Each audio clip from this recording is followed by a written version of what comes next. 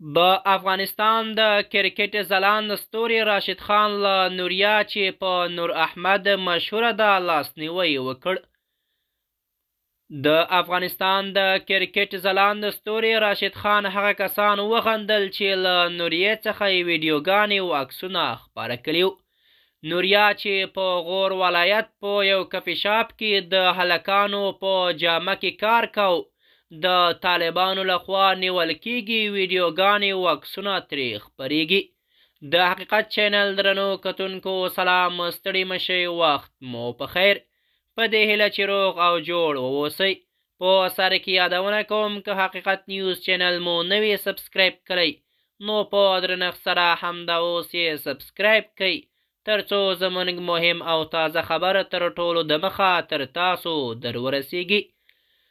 د افغانستان د کرکټ ځلاند ستوری راشد خان ارمان له نوریې سره نغدي مرسته وکړه او ویل یې د نوریې د کورنۍ ټول مصارف زه پر غاړه اخلم. نوریا هغه بېوسه او بېکسه افغان نجلۍ چې په غور ولایت په یو کافي شاپ کې د هلکانو په جامه کې کار کو، د طالبانو لخوا نیول کېږي او بیا ترې ویډیوګانې او عکسونه اخیستل کېږي، په سوشل میډیا خپریږي.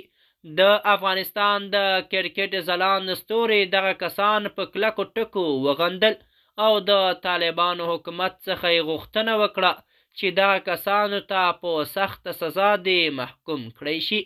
نوریا هغه بېوسه او بېکسه افغان نجلۍ چې پلار یې په 9 کلنۍ کې وفات شو، نو د کور سرپرستي نوریا ته ور پر غاړه شوه.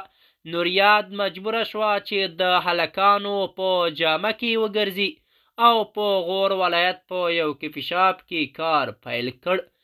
د افغانستان د طالبانو دفاع وزیر مولوي محمد یعقوب مجاهد دغه کسان په سزا محکوم کړل. د حقیقت نیوز چینل درنو کتونکو زموږ د نن ورځې چمتو شوی خبر تر همدې ځای و. تر بیا مو په الله سپارم.